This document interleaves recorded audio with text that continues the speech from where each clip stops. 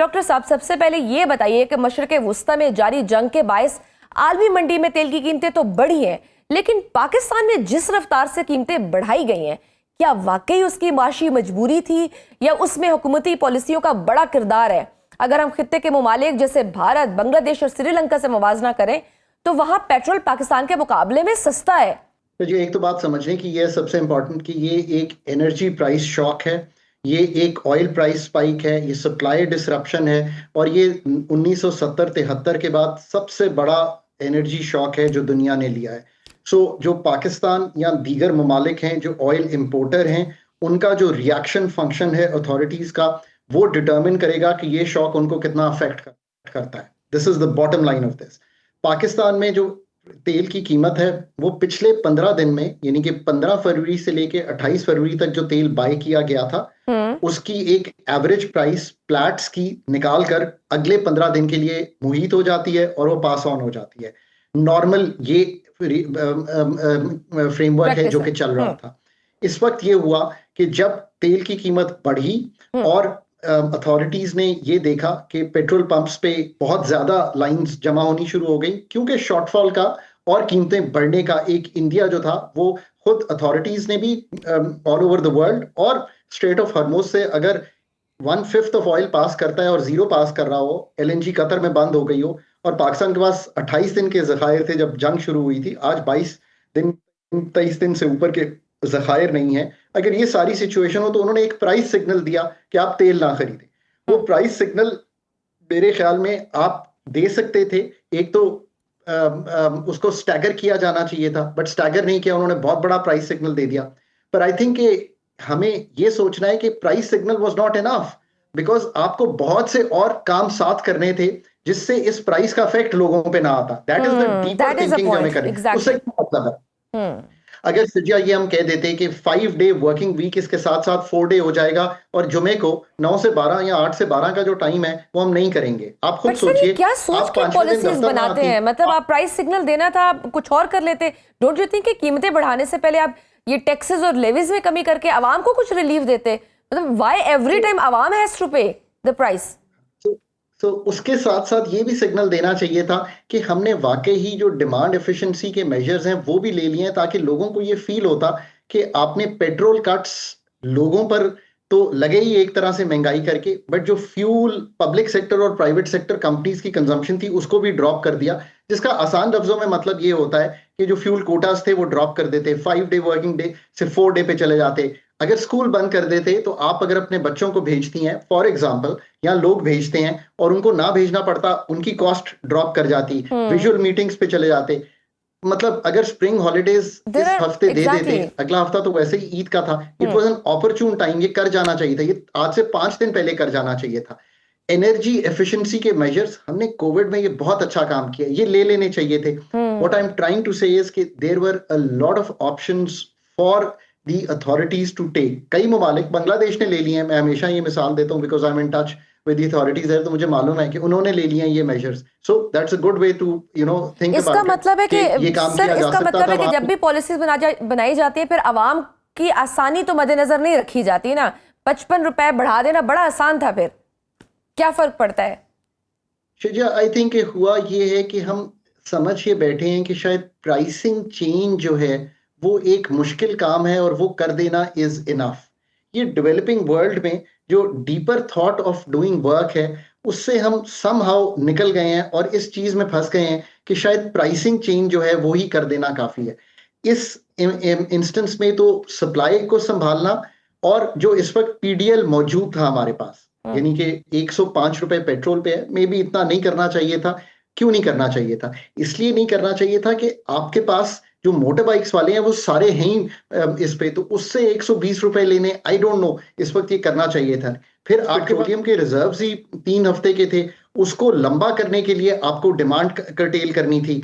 आप power shortage में भी जा सकते हैं, तो आप ऑलरेडी 2 घंटे 3 घंटे बिजली अगर बंद कर देते तो आप अपना वो भी सेव कर सकते थे। सो ऑल्टरनेट रूट्स, चाहे वो सऊदी अरेबिया हो, पेट्रोलियम प्रोडक्ट्स यूएई से, फुजेरा से आ सकते हैं, रेड सी रूट है, यूएस और वेस्ट अफ्रीका है, उसमें आपको सोचना चाहिए। देखिए, इससे अब 20-30 रुपए का और हाइक जो है सामने खड़ा हुआ है। इसको मेंटेन करने के लिए आपको सोचना पड़ेगा कि क्या हम 105 रुपए की जो पीडीएल है वो आईएमएफ से बात करके संभाल लें कि ना संभाल लें, क्योंकि जो 20% फ्यूल प्राइस हाइक है वो 1 से 1.5% आपकी इन्फ्लेशन को टेस्ट करता है। इसके अलावा जो ट्रांसपोर्ट की, जो फूड की, जो प्लास्टिक्स की जो प्राइसेस बढ़ेंगी वो अलहदा है। फिर इन्फ्लेशन अगर 10-11% पे चली जाती है, that's discomforting for the people. So सोचना पड़ेगा इसको कैसे हैंडल करें। और अगर सपोज सर आलमी सप्लाई चेन मजीद मुतासर होती है और तेल की कीमतें $120 फी बैरल तक पहुंच जाती हैं, तो फिर पाकिस्तान की मईशत इस झटकों को किस तरह से बर्दाश्त कर सकेगी? क्या पेट्रोल की कीमतें फिर 400 से भी ऊपर जा सकती हैं? देखिए, एक तो यह है कि ये सारे मेजर्स जो हैं आपको लेने पड़ेंगे ताकि आपको नया माल जो है इस हाइक्ड प्राइस पे ना लेना पड़े और आप अपने जो एग्जिस्टिंग स्टॉक्स हैं उनको लॉन्गर टर्म कैरी कर जाएं। ये सबसे इंपॉर्टेंट बात है। So that's your demand side जो मैंने आपके सामने रखी है। और मैं बार बार ये एक जिसे कहते हैं ना 5 चीजों पे मुहित एक डिमांड फ्रेमवर्क जो है मैंने बहुत दफा लिखा है कि इसको फॉलो करें। Work pattern, mobility management, energy efficiency, public behaviour को तब्दील करना और मार्केट डिसिप्लिन लाना। अब ये तो एक चीज है, ये डे 2 पे करना चाहिए था। बाकी ये है कि ये कंजर्व कर जाती है आपकी पॉलिसी को। फिर ये है कि जो स्ट्रक्चरल वीकनेस है कि आप डीजल पे ट्रकिंग कर रहे हैं और ट्रांसपोर्ट कर रहे हैं गुड्स, उसको क्या हम शिफ्ट कर सकते हैं on to railway in the immediate? Pipeline भी तेल भी ऐसे कैरी करते हैं, उसको कैसे शिफ्ट करना है एनर्जी ट्रांसपोर्टेशन में? अब ये सब वो चीजें हैं जो बड़े सीरियस हैं। फिर इन द मीडियम टर्म यार सोचना तो पड़ेगा ना, क्या 28 दिन के रिजर्व्स पे ही मुल्क चलाएंगे? इंडिया 75 पे है। अभी मैंने एक ट्वीट किया है, जापान 254 दिन के रिजर्व्स पे है और उन्होंने अपने स्ट्रेटेजिक रिजर्व पे मूव किया, तो उनको तो फर्क ही नहीं पड़ेगा अगर जंग जो है अगले 8 महीने भी चलती रहे, अल्लाह ना करे। दूसरी बात यह है कि ये जो लॉन्ग टर्म के काम है, ये जब हम बात करते हैं तो लगता है अच्छा जी जब जंग खत्म, ये आज करने के हैं। फिर जस्ट एनर्जी ट्रांजिशन, आपने कहा ना कि ये क्या हम बढ़ते ही रहेंगे? ना बढ़ें। आप पानी से बिजली बनाएं, 60,000 मेगावाट की गुंजाइश है। कोल इंडिजिनस है, सूरज इंडिजिनस है और हवा इंडिजिनस है। इन द शॉर्ट टर्म भी मैंने आपको डिमांड साइड मैनेजमेंट, थोड़ी सी सप्लाई कंजर्वेशन और पीडीएल का यूज आईएमएफ से बात करके, तो ये करने के लिए आपको करना क्या पड़ेगा शिजी? देखिए, आपको करना ये पड़ेगा कि अपने एक्सपेंडिचर को काटना पड़ेगा ना। इस वक्त शिजिया बड़ा क्लियरली नंबर दे रहा हूं, 118 अरब रुपया कलेक्ट होगा इस माह में ऑन दी पीडीएल, क्योंकि 1425 अरब पूरे साल में कलेक्ट करना है। अब आईएमएफ से बात करेंगे यार इसमें से हमें 50 अरब छोड़ दो, मैं अपना डेवलपमेंट बजट, अपने जारी इखराजात, अपने ये सारे पेट्रोल कार्ड्स, ये 20-20%, ये 30-30% लगा रहा हूं, इससे मेरी ये सेविंग आ रही है। प्रोविंसेस के पास 2000 अरब से ऊपर डेवलपमेंट बजट है, उसको देख लें, उसको कन्फाइन कर लें इनटू प्रोजेक्ट्स। सो ये टाइम राइड आउट करें ताकि कहीं इन्फ्लेशन का इम्पैक्ट इतना ज्यादा ना आ जाए आप पे कि आपको दोबारा से मॉनेटरी पॉलिसी की टाइटनिंग में जाना पड़े। ये बड़े रिपरकशंस हैं ऑन द इकोनॉमी। और फिर ऑफ कोर्स एक्सपोर्ट आपकी हिट हो सकती है। आपके पहले जो 8 माह का डेटा है जो अथॉरिटीज ने पब्लिश किया और हमें बताया, उसमें एक्सपोर्ट ऑफ गुड्स 7% कम है पिछले साल से। ये बड़ा ही तशवीशनाक बात है पाकिस्तान के लिए। अगर cost of doing business, transport, energy cost, insurance, ये सब ऊपर जाती है, और शिजिया लेट्स से कि आप अमेरिका में रहती हैं और हमारी पतलून खरीदती हैं, हमारी बेड लिनन खरीदती हैं, पर वहां पे तो डेली पेट्रोल प्राइस चेंज हो रही है, तो आप कहती हैं नहीं अब मैं अपना पर्स जो है उसको डॉलर रखना चाहती हूँ, मैंने पाकिस्तान की बेड लिनन नहीं खरीदी। That means you are going to hit my exports. So इस पे सोचें कि इसको कैसे हैंडल करें। फिर याद रखिए आपके ख्याल में इस वक्त पाकिस्तान सर इस वक्त तेल के कितने स्ट्रेटेजिक ज़खायर मौजूद हैं, और अगर आलमी सप्लाई रुक भी जाती है तो हम कितने दिन सरवाइव कर सकते हैं, अपने निज़ाम को चलाने में कामयाब हो सकते हैं? ये डिपेंड करता है कि आप डिमांड साइड मैनेजमेंट कितना करते हैं। आपके पास अगर 20 से 22 दिन के रिजर्व्स इस वक्त मौजूद हैं पेट्रोलियम प्रोडक्ट्स के, और कुछ इंडक्शन होती चली जाती है रेड सी से, फुजेरा से, यूएई के, तो मतलब आप कुछ अरसा खींच सकते हैं। इसको आप अगर 40 दिन करना चाहते हैं तो हैवी डिमांड डिस्ट्रक्शन करें मुल्क में, जो मैंने सामने रखे हैं उस पर भी अगर बात नहीं बनती, और आप डैशबोर्ड जब देखेंगे अपनी पेट्रोलियम प्रोडक्ट्स का, आप उनसे बेहतर अथॉरिटीज देख सकती हैं, तो आपको जिसे हम कहते हैं ना rationing of petrol, which doesn't mean कि शिजिया को पेट्रोल ना दूं, पर आप जिस तरह एक कंट्री है, अभी मैं बात कर रहा था उनसे, तो उन्होंने यही हमने तय किया कि वो कर देंगे कि आप 14 लीटर से ज्यादा पेट्रोल जो है एक पेट्रोल स्टेशन से नहीं ले सकते। तो थोड़ा सा आप कटेल कर देंगे। अब स्कूल की छुट्टियां इस वक्त ना देना, यूनिवर्सिटीज इस वक्त बंद ना करना, बांग्लादेश ने कर दी है। कोई इसमें दो आरा नहीं हो सकती थी कि आप डिमांड मैनेजमेंट ना करते। ज्यादा कंसर्न गैस का है ऑफ कोर्स, बिकॉज आपको मालूम है हमने रिसेंटली ये किया कि हमारे जो लॉन्ग टर्म गैस के कॉन्ट्रैक्ट्स थे, मैं हमेशा कहता हूं कि लॉन्ग टर्म कुछ कॉन्ट्रैक्ट्स मेंटेन करने चाहिए।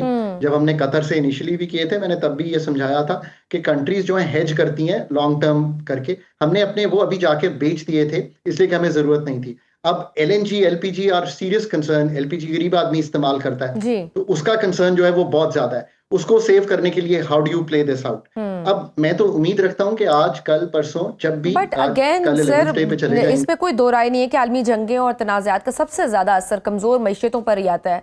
और जब पेट्रोल और ऑब्वियसली डीजल महंगा होता है तो उसका असर सिर्फ ट्रांसपोर्ट तक महदूद नहीं रहता, बल्कि खुराक, सन्नत और बिजली की कीमतों पर भी पड़ता है। आपके ख्याल में इस महंगाई का मजमूई असर आम आदमी की जिंदगी पर कितना गहरा होगा? क्योंकि ऐसे हालात में लोग खाना जंगी की जानिब चले जाते हैं, चोरी डकैती के मामला शुरू हो जाते हैं। आज भी खबर थी कि डाकुओं ने ऑयल टैंकर को लूट लिया है। आप क्या समझते हैं कि हुकूमत के पास कोई प्लान है कि वो आवाम को रिलीफ दे सके डिस्पाइट ऑल दिस? देखिए प्लान तो मैंने अभी आपके सामने रखा है ना। Communication becomes truly important, truly truly important. वो मैं ऑस्ट्रेलिया में काम करता था, पढ़ा भी करता था, मैं I am an Australian trained economist. तो वहाँ के जो वजीर आजम थे ना, वो 8 बजे प्राइम टाइम पे टीवी पे आते थे और वो ये कहते थे कि मैंने आज 5 वेजिटेबल्स खाई हैं और मैंने 3 फ्रूट्स खाए हैं और मैंने 5 किलोमीटर वॉक किया। अब आप ये पूछेंगे वो क्यों कहते थे? वो इसलिए कहते थे कि वो स्टेट है जो कि मुफ्त देती है हेल्थ केयर अपने 20 मिलियन लोगों को, तो उनके लिए ये बड़ा इंपॉर्टेंट था कि सेहत अच्छी रहे। सो इस वक्त कम्युनिकेशन बिकम्स वेरी इंपॉर्टेंट कि हमारे स्ट्रेटेजिक रिजर्व्स क्या हैं, हमारे जो न्यू कॉन्ट्रैक्ट्स हैं वो क्या हैं, ताकि लोग काम रहें। Coordination becomes very very important. What does that mean? Policy साजी की कोऑर्डिनेशन, रेगुलेटर्स की कोऑर्डिनेशन, OMCs की, डिस्ट्रीब्यूटर्स की और किसकी? हमारे जो रिटेलर्स हैं, ताकि कोई शॉर्टफॉल्स ना दिखाई दें। What becomes really really important is कि डिमांड साइड को इतना मैनेज करके ड्रॉप कर दिया गया है कि ये ज़खायर आगे बढ़ जाएं और PDL को यूज करके बहुत ज्यादा इंपैक्ट ना पास ऑन होने दिया। अब मैंने एक एक चीज आपके सामने अयां कर दी है। ये अगर अगले कुछ दिन में हो जाए तो पाकिस्तान में अगर 2 घंटे बिजली बंद भी करना पड़े, अगर अथॉरिटीज ये समझती हैं कि इससे ईंधन बचेगा, LNG बचेगी, कर देना चाहिए था। पिछले 8 दिन में कर देना चाहिए था। Reaction function of the government will determine कि अगर 5वें दिन शजिया दफ्तर नहीं गई तो उन्होंने 55 रुपए जरूर एक्स्ट्रा दिए हैं 4 दिनों में, बट 5वें दिन जो बचाया है उससे अपनी पॉकेट भी बेहतर हुई है, डीजल भी सेव हुआ है कंट्री का या पेट्रोल, बैलेंस ऑफ पेमेंट के डॉलर भी सेव हुए हैं और जो एक प्रेशर है रिजर्व्स जो रह गए हैं वो भी बेहतर हुए हैं।